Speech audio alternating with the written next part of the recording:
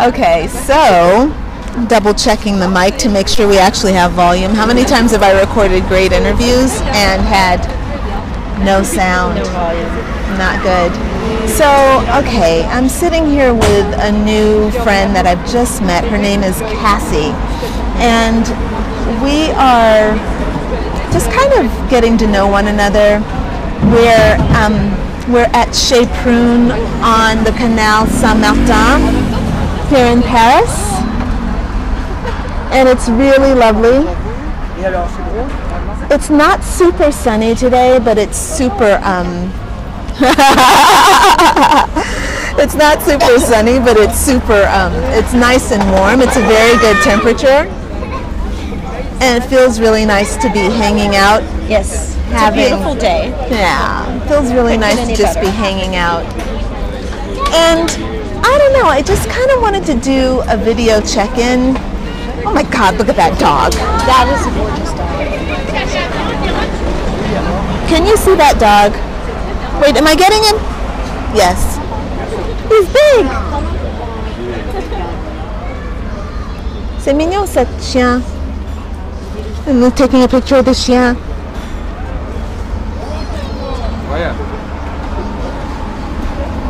So, Cassie and Cassie, I keep calling her Cassie. Like, it takes a little while for me to get Well, I can get it more confusing because it's really Kasana. Oh, Kasana, but now it makes sense of why it would be Cassie and not Casey. Right. So she spells her name K-A-C-I. Which is totally phonetically wrong. So, but, you know. Yeah. I like being creative. So Cassie and I are traveling solo, and we both have our own stories. And we met on Facebook in a Facebook group, and the French Kiss Life Club Facebook group is where we met. We did. And I think, how did we meet? You were here already, because we only met a couple of weeks, like a week ago. Yeah. I was in Cambodia still. No. Yeah, I think I had posted something about the trip, and you had seen my post and commented, and then we started chatting, and we were just like, I've got to meet this person. And right. I was like, oh, I think she's super cool, and she's doing her thing, she's rocking it, and I really wanted to meet you. Okay, that's cool. It's hard to tell because I meet a lot of people, and especially in the travel groups, there are a lot of women who are traveling alone. And the reason I wanted to do this little interview with Cassie is because we are both over 40. Now, I started traveling when I was 15.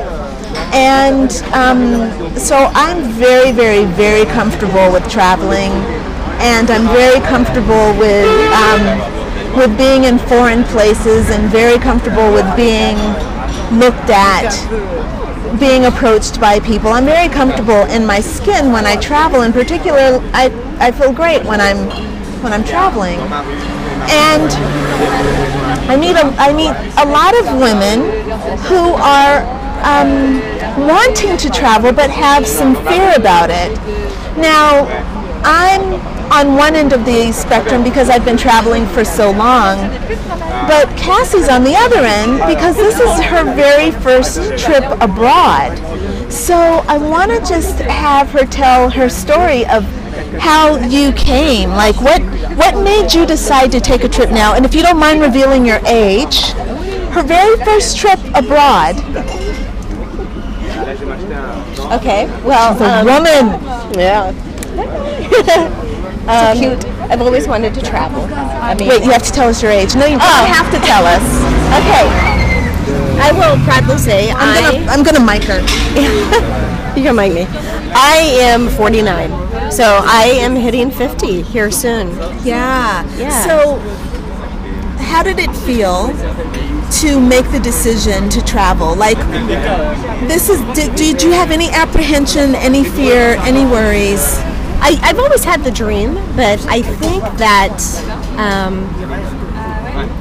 we as women, well, not even just as women, as humans, we don't allow ourselves to live out in those dreams. We don't. But I want to know how you felt. I want to know how you felt. Yeah, that's what I'm getting at. I think I've always had this desire, but I was always listening to those other voices that were saying, you can't do this, or, limiting you. And I was like, no, I finally got to the point that I'm like, no, this is the life I was meant to lead. And so you were apprehensive? Were you defiant of those voices, or were you? Yeah. I had to shut those voices out and say, this is my time. This is my life. Life is short. What's going on with you right now? How do you feel right now? In this moment, what's going on with you? Yeah, what's going on?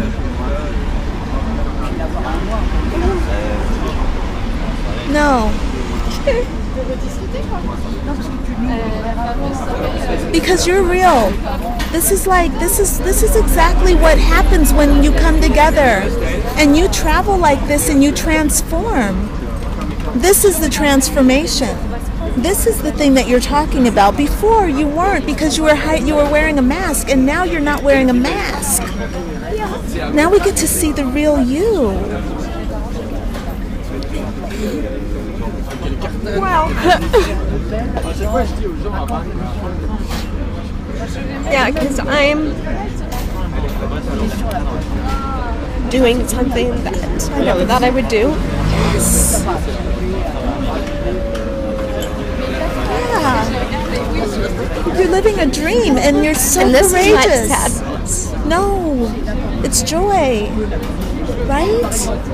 It is. Wow. I know. So, yeah. I'm happy for you. I'm so happy for you. I'm happy for us. Cassie, I'm happy for us. It just took me a while to get here.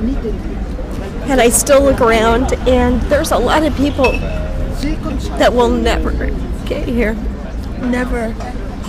And it's sad. It's heartbreaking.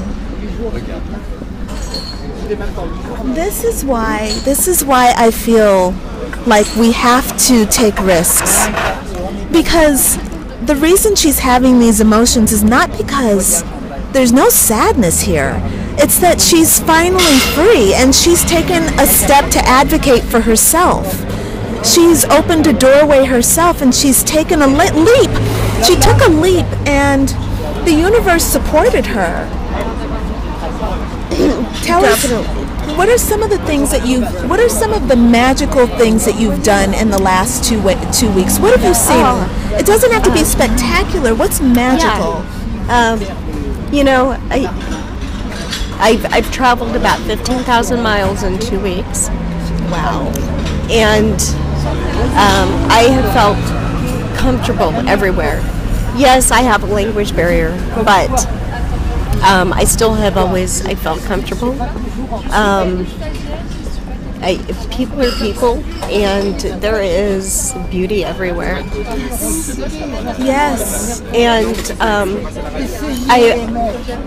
I've seen the big things. The changing of the guards, Westminster Abbey, the Louvre. I've done it all in these 2 weeks. And what about the small stuff? The small stuff is what I will probably remember most. Walking through the streets and smelling the perfume of the Parisians. Oh my God, I was just talking about this. They smell so good. Yes. And I will tell you, ladies, these men know how to dress. They're all very GQ looking, and walking by, and I'm just admiring this artwork. I'm going, forget the Louvre. All I have to do is sit here and watch the people on the street, and there's beautiful people everywhere, and the smells and the interaction, and the little children speaking the different languages, and I love them. Yeah, it's heart-opening. These are the things, it's, you know, like when we get the opportunity to go to the Louvre, or we go to see the changing of the guard, or we go to the Eiffel Tower, those things are really, really powerful. Like last night, so in my little apartment we're on the 8th floor, and from my apartment, I don't see the Eiffel Tower, but when I walk outside onto the not the balcony, but the little entryway, you can see the Eiffel Tower. And last night I've been saying to my friend who's visiting, I'm saying, you got to see the Eiffel Tower sparkle. You got to see it sparkle, yes, right? Yes. And so at like 10 or 11 o'clock, she says, hey, it's 11 o'clock, you know? She's very like, kind of like, whatever, like, I'm going to go see the Eiffel Tower sparkle. We go out there, and the thing is shimmering like a diamond ring, like a brilliant diamond ring that's like in the sky. It's beautiful. Awesome, you know? But it's kind of like you're not up close to the Eiffel Tower. You're seeing it from miles away, and there's this little precious thing that you get to see. It looks this big, you know? It looks like it's that big, but it's like all lit up and it's yours, you know? Yes. And I stood right underneath it, and I do photography, and I paint, and I write. And I stood exactly underneath it and took pictures directly upward. And I was like, this is my moment. Yeah. This is why I want to encourage women to travel. And I started this travel group, the Follow Your Heart. What did I call it? The Follow Your Heart Around the World Mastermind for women who want to travel. Yeah. So the point is that we get together and we brain how you can get here or get here, you know? For me, I've been traveling forever. For her, it's new. But you see how affected she is. She's changed, you know? And it's like, even just talking a moment ago, I was talking to her and she was talking about transformation. And I'm like, there's something going on. But then the moment she got really raw and into her heart opened, and man, you could see how much like this trip transformed her, you know, like she's a different person, and she's going to go back. Where are you from?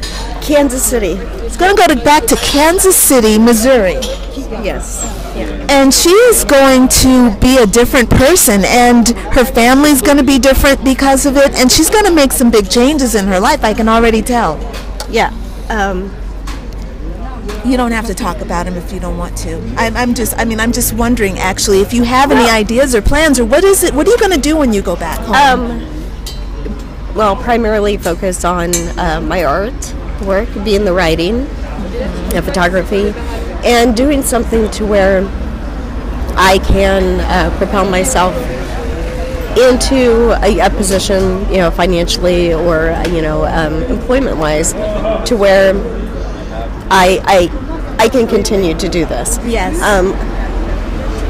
You know, there's only so many days you can spend in a cubicle. Yeah.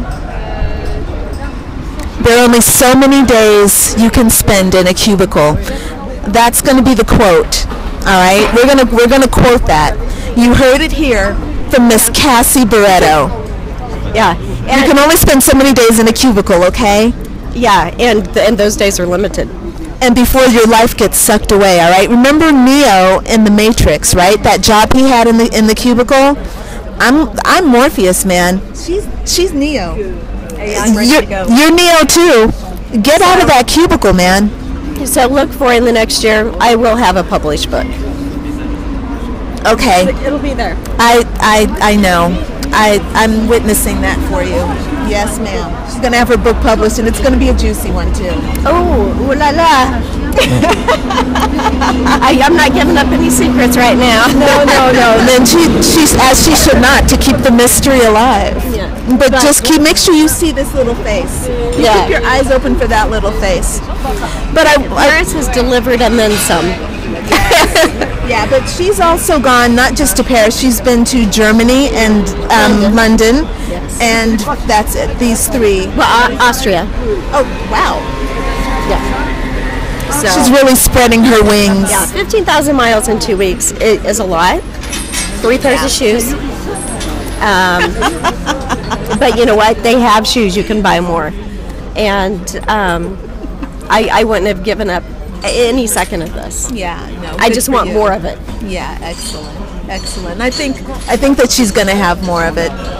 And I feel like, for myself, very blessed to be here with her because everyone is a reflection of me. I feel like I'm the center of the universe and that everything that is around me is a reflection of me. So she's a reflection of me, this glass is a reflection of me, and of course you're a reflection of me. Now, of course, for those of you who's getting your fur all up and saying, oh, that's a very egocentric way of looking at yourself, I want you to understand that just because I'm the center of the universe, it doesn't mean that she's not the center of the universe from her perspective, and that you're not the center of the universe from your perspective. We're all the center of the universe, and the sooner we can realize that and understand that we can actually all be special and all be powerful and all be creative and have it all of us can have it all, the sooner that we can get off our asses and start traveling and enjoying our lives. Absolutely. Right? So, I think that's enough for now.